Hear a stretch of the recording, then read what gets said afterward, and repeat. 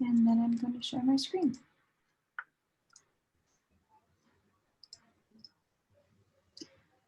Wonderful. So like I said, this is Surviving Finals 101. You know, every semester you all have to go through this. And I'm just hoping that you can take one thing away from this presentation that maybe you didn't know before. So how to handle life before, during, and after finals. So what we're going to really talk about a little bit more in depth is preparing for the storm. What does it look like before finals? What are some good tips and tricks to help you prepare for that storm? Managing your stress. Stress is the #1 impediment on a college campus for college students. So how do we manage that stress? What are some things that we need to look a little bit more into in order to dive deeper into what's actually making us stressed? Managing finals like a boss. So you guys got this. How do you just get through it? And then how do you get through that final push too? What are some tips and tricks you can do to help you just reach that end goal? And then treat yourself. So if I am dating myself, my 18 and 19-year-old students told me this was still a thing, so I will blame them. But really, what do you do after your finals have surpassed? So before finals, can anyone tell me anything that they do before finals just to get themselves ready?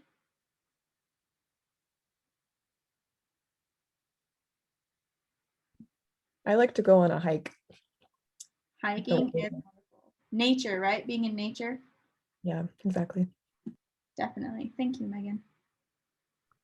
I like to make like a list along with a calendar on when I have finals and what finals I have that day. That's a great idea. Keeping yourself organized and on track. Yeah.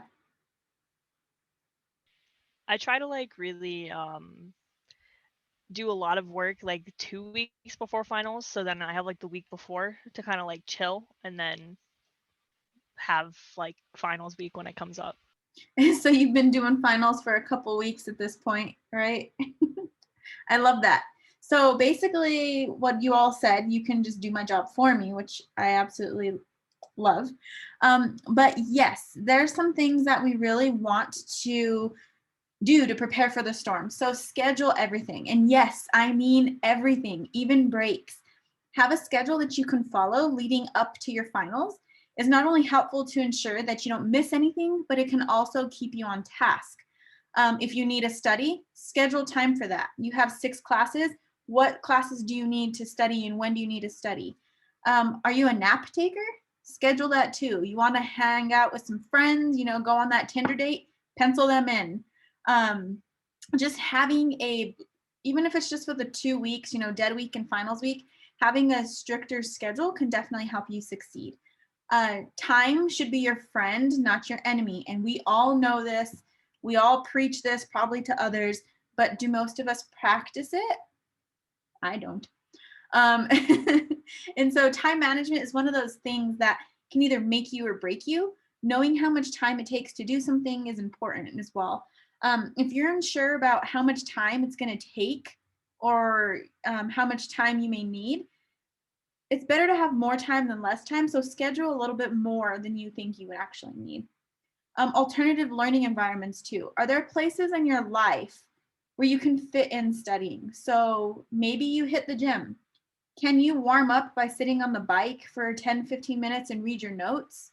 Do you need to do laundry and not maybe wear the same clothes for 3 days in a row, which during finals week, no judgment. If you do, that's cool. But why not just throw on your headphones, listen to some like chill vibes or that study channel on Spotify, and then read through your notes there too. This is something that I thought was really interesting. So reducing your meetings and your hangouts. So if you can cut down, like let's say you're going to hang out or you have a meeting for an hour. If you can cut 15 minutes out of that hour and cut it down to 45 minutes, you'll gain back 25 hours a month of study time or that time that you need to do, whatever you need to do. So roughly that's 300 hours a year or almost 2 months. And in 45 minutes, you're still productive compared to that hour. So, or it forces you to be productive because you have to fit everything in a smaller amount of time. And then keep your study environment clear from clutter. So this means your virtual space as well. So no one can function when they can't find what the heck they're looking for, right? So now is the time to start cleaning and organizing both your virtual world, so everything on your desktop, put things in folders so it's easy to find, and your actual desk itself. Most of you are probably studying in your rooms right now, your bedrooms or maybe your living room, and there might be clutter around because, well, right now I'm just looking at my desk and it's super cluttered. So this is the time to like start just getting yourself in line and start organizing around you. Some more things to prepare yourself for the storm. So this little box up here is called the Pomodoro study technique. I don't know if you've ever heard of it, but these are things that we post on Facebook or not Facebook, well, Facebook too, but Instagram and our social media to help students study, to get ready for finals, to get ready for midterms. We posted a lot of these types of study techniques just during COVID because heck, it is hard to do anything at home. Your home is now your school, your work, your gym, your restaurant, it's everything. And so we were really trying to help students get there. So you can go on our Instagram and find all this information, especially around the Pomodoro studying technique. But study in nature. So research has shown that when you study in nature, it not only improves your concentration, but can increase your clarity and memory. So you can remember things a lot easier when you have a more calm and steady environment. So like Megan said, she goes on a hike. That would be good if you record your professors just to put your headphones and, just go. No more notifications. Now is the time to turn off those Insta, Snap, Tinder notifications. Don't forget to call your loved ones though, to tell them that you have turned your notifications off, because if your parents or loved ones or anything like mine, if I don't answer the first time, they will continue to call over and over and over until I answer. But yet when they don't answer my call, it's okay. Besides the point, right? If you need to talk to someone, try to call them. A phone call is way quicker than sometimes, anticipating texting or emailing. It can just be like straight into the point versus just having to wait and then you're kind of wasting your time. Prevent feelings of being overwhelmed. So chop up bigger items into smaller chunks. Remember that schedule that I talked about earlier? This can help you get those massive projects that you have done. And I apologize, I don't remember who said this, but like they said, I start working on stuff 2 weeks in advance. That's just definitely going to help you get ready for your finals. Use checklists. This is something, Zach, is that your, I believe? Zarek, sorry. Zarek, sorry. It doesn't show me your No, you're name good. unless you talk. Yeah, no worries. Yeah, thanks. This is something Zarek said, making that list. Nothing feels better than checking something off that list to be like, oh, thank goodness I'm done with it. I never have to see biochem ever again. Well, unless you're gonna go get your master's, then I'm sorry. Find some me time during the day as well. Don't forget to schedule that in for yourself. There's this whole talk of self-care, but what can you really do to just really do something for yourself? So whether it's going for a walk or taking a hot bath or playing with your pet, literally anything that brings you joy, make sure to find time for that as well. Balance is key. Your mindset. I got this. Self-affirmations may sound cheesy. I know I thought they said were cheesy, but they really help. So you guys do not have to say it out loud after me, but I want you to repeat this in your own head. I am in control of my finals. They are not in control of me. I got this. So when you're stressing out, I want you to remember Crazy Tiffany saying, I'm in control of my finals. They're not in control of me. You got this. You guys will do good. And then the last thing is schedule something fun the weekend after your finals, something to look forward to. So if you have something to look forward to, it's going to be a lot easier to get through that week. So speaking of that, okay, this will come later, so I won't jump the gun. So managing stress. finals are very stressful, but you start to feel that stress a little bit before your finals actually occur. That's when you're studying. That's when you're sitting there for hours writing that long paper, right? That you just hope your professors are going to absolutely fall in love with and give you an A+. So how do we manage our stress? There's many, many different ways to manage your stress. But a couple of things are to identify your internal stressors. So what's happening internally that's causing you stress? Are you giving yourself negative self-talk? Or maybe unrealistic expectations? Are you not giving yourself as much flexibility as you need to? A lot of us, I am a type A personality. And so it's like all or nothing. Like I'm going to go full force or, whatever the case may be. And I always need everything to be perfect. So I put a lot of stressors on myself because the way you think of yourself is not the way others think of you. So think about what internally is causing you those stressors and work on that. Identify your external stressors. You guys are students, your siblings, your children of people, your grandchildren, your employees. I can go on and on and on and on. What are those external stressors and which ones can you let go for the time being? Are you in a strained relationship? Maybe you just got in a fight with your partner. Let them deal with it. It's you time now. You got to go, Work-school balance can be something too. Hopefully you can work with your employers to just figure that out. Finances, whatever your external stressors are, really try and identify those and figure that out as well. Now, acknowledging your fears. This can be a double-edged sword. So we always tell ourselves, what's the worst thing that can happen? Positively, this exercise helps you visualize the worst thing that can possibly happen. By doing so, you become less afraid, I guess, of that because you're ready to take action. You've already prepared yourself. So when you ask yourself, what is it that I fear? Is it your failure that you fear? Is it your memory giving out? Is it time constraints? What can you do to prevent that from happening, if anything? And then what can happen if you don't take those steps? Right? Now you've defined your fear. You figure out how to prevent it. And then that last step is now you get to put your game plan in place. However, some of us can say, what's the worst thing that can happen? And then we dwell on that. Oh my gosh, like I can fail, and then I'm not going to get the GPA I want, and then I'm not going to be able to take class. And it's just this snowball effect. If that happens, I want you guys to stop and just think, okay, I'm fearful of this. Well, it seems very important now, these fears. Will you remember this 2 weeks from now?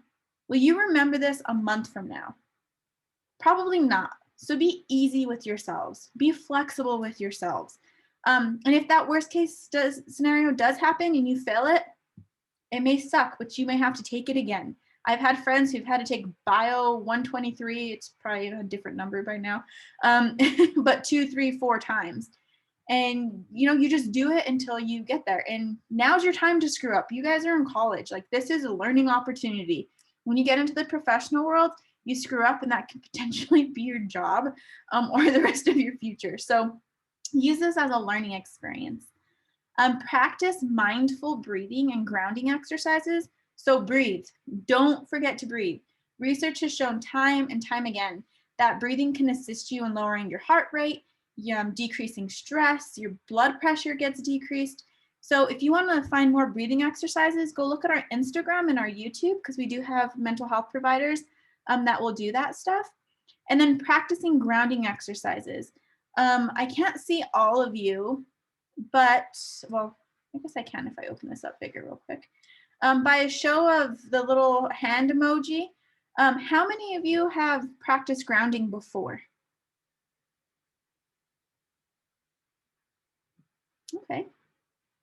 Okay, so a couple of you. That's wonderful. I am so glad that so many of you have tried that. While not everyone has, I wanted to do a quick little grounding exercise with you all. And let me just see what I did because I might have messed this up. So sorry. There's a big black bar on top of your PowerPoint, isn't there? I don't see a black bar. Yeah, I don't either. Oh, okay, good. Thank you all. Okay, so practicing grounding. If you all can just grab the closest thing next to you. I don't even care what it is. Just grab something close to you. Okay. Now, whatever you have in your hand, I want you to look at it. I want you to look at the shape of what you have in your hand. I want you to feel its texture. Is it bumpy? Are there any words on it? Does it have a smell maybe that you never noticed before? Is there something about this object that is different? So for instance, I normally have my hand sanitizer, but I'll grab my water bottle today. So my mason jar is cold. There's multiple colors on it. There's a lemon. If you guys have never tried Wow Wow lemonade, I would highly suggest trying it. My straw has a little stopper that I didn't notice until a couple weeks ago. It has a lot of different lines on the side to tell you what it's filling. It's really smooth except for where the textures are. So as you're picking up this object and you're just examining it little by little, it's called it. When I say it's a grounding exercise, is you're grounding yourself because you haven't had the chance to think of anything else besides that one object that you picked up. So sometimes when I just sat for my boards last week and I was getting very anxious and I started feeling test anxiety and I just picked up, well, I think I had my UNM ID. That was the only thing I could have next to me. And I just picked up my ID and I just focused on that for a good 5 minutes. And then after that, I was able to be calmed down. So that's what's called grounding. You're grounding yourself into one item. So try that. See if it helps you. I hope it does. If not, then you may want to try something else that has more textures, more colors, more smells. Maybe a candle that might work. A lavender candle, that would be even better. Maintain a healthy diet, exercise, and sleep routine. So remember, again, that schedule we talked about. Don't forget to pencil in that prep time for your health. Whether it's prepping meals or snacks, again, our Instagram has a bunch of good information on what you can prep during like stressful times like this, or going outside for a walk, walking your dog, or just sleeping. Sleep is so important. You should be getting 6 to 8 hours a night, which I know is unrealistic for a lot of you, but 6 to 8 hours a night when it comes to stressful situations like finals. Know that you can do this. It's a lot of students tell me, oh no, I can't sleep more than 2 hours. And it's like, no, you can. If you put your mind to it, you will be able to. If you get off your game, if you go to McDonald's because you're so tired, or if maybe you slept 4 hours because you did crash study that night before, or you haven't exercised all week, forgive yourself as well too. Remember, these are just tips on helping you to manage stress. If you're still having trouble, reach out to someone, please. Shaq's mental health team is amazing. And I don't say that because I work there. I say that because I get free counseling from them just by sitting outside with them for lunch, or just by talking to them. Every time I feel like we have a meeting, I'm getting counseled by them. And I really feel that they're good for our students. There's other things like therapy assistance online that you can just go online and do. That's free to you as long as you use your UNM address. Agora, they're there to talk to you as well. You have your friends, you have your family. I always call my mom, or I call my dad, although my dad always makes things about, you can do this and strong. And sometimes I just want someone to coddle me and tell me it's okay to cry. But reach out to people if you need that. Okay, so you've already prepared yourself for finals. Finals are right there. What do? Unplug from social media. Well, social media is a great way to waste time. It's a great way to waste time. This can take your focus off of your finals. And by the time you know it, I don't have TikTok because A, I'm older. I don't really know how to use it. But B, I find myself even on Insta Reels where I get sucked in and I get lost. So by the time you know it, you think you're taking a 5-minute break and you look down an hour later and you're still on social media. Make it something to look forward to as a reward once finals are over. So take a detox for that week, and then on Saturday, you can lay in bed and stay on your phone for hours. Stick to your schedule. you know what's best for yourself. Don't let anyone stray you away from that schedule. If there's emergencies, of course, you may have to stray away, but let you know what's best. And then schedule study sessions as well. You guys are already pros at that. And prioritize your assignments. So are there some assignments that are easier that you can get done first? Maybe ones that won't take as much time? Have you checked your deadlines perhaps? I know when I was in college, there's sometimes I'd mix up deadlines, and I missed a final one time at 7 o'clock in the morning because I thought it was the next day. I don't know. Just make sure and put those in the schedule as well. And don't forget about the sleep and drink all the water. So sleep is important, but so is water. When you're dehydrated, you can become foggy, you can lose your memory, become lethargic. If you find yourself in the afternoon slump, if you just chug at least 8 ounces of water, it will rejuvenate, that's the word, rejuvenate the oxygen that you're missing in your brain, and then you kind of get like a little burst of energy. The final push. This is when you're sitting there doing your finals and you are like, I'm done. I'm over it. I can't do this anymore. You start getting that test anxiety, or you're on like page 17 of this 20-page paper and you're like, what can I fluff because I don't know what else to write. Those self affirmations, be your own motivator. Like, you guys got this. You know you do. You're in college for a reason. You've made it thus far. Your breathing techniques that you can go and learn about. There's different breathings, like there's one where you take 5 quick inhales and 5 quick exhales in one breath. That helps as well. Those grounding exercises that we just went through. Closing your eyes and sitting up tall has been proven to expand your diaphragm and your lungs. And so, like, when you're getting test anxiety, if you just close your eyes, take a deep breath, and sit up tall, it's going to realign all of your insides, basically, for lack of better words. Get up and stretch, or just stretch in your seat. Just move your body. Your body is meant to move. Acknowledge again how far you've come. You guys have already got this. You know, you're through the semester. You went through the year and a half, the toughest year and a half that I believe any college student has had to go through. You are resilient. And then remember that fun thing you scheduled for when you're done.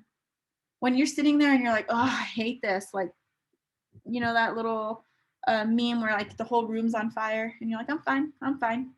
Like, remember that there is a fire truck coming to put out those fires, and you will be okay. And it's something fun. Okay, after finals, what do? You're sitting there and you may be feeling all sorts of ways. It is totally okay to be in your feels. You know, whether you feel like SpongeBob, that was me in grad school, like every single time, or like that little goat, it's okay to be in your feels. Like, let yourself cry, let yourself scream, go for a run and just get it all out. And heck, if you're like 90% of the population, just lay on the floor and go to sleep. It's definitely what you need to do for you is what you need to do for you, and what you need to do for you is most important in that moment. So now it's time to treat yourself. Remember when I said to breathe? I've told you to breathe before and during. Well, if you've been holding your breath this long, breathe now. It's over. You're good. Enjoy that fun adventure you scheduled for yourself, and treat yourself to your favorite meal, your dessert. Go hang out with friends, your favorite beverage. And when I say beverage, I do mean beverage, especially if it's alcoholic and not beverages. Your immune system has just been wrecked by studying and stress and everything else. More likely than not, you probably didn't eat as healthy as you wanted. You didn't move as much as you wanted. So your immune system doesn't need to be suppressed anymore. Maybe give yourself a couple days and then do what you got to do. But we don't want you to get sick either. You know that you gave it your all and that you are a flippin' rock star. You guys you have surpassed the hardest challenges thus far, and now you have a sigh of relief or a break. At least, maybe you're graduating. Kudos if you are. Maybe you're taking summer classes and you have a 2-week break. Enjoy those 2 weeks, or maybe get the whole summer off. That's something to look forward to. And then last but not least, just go take a nap. Just sleep helps everyone. Just go take a nap and relax. That is the PowerPoint presentation that I have for you all. So let me stop sharing my screen. And then I'm going to stop recording.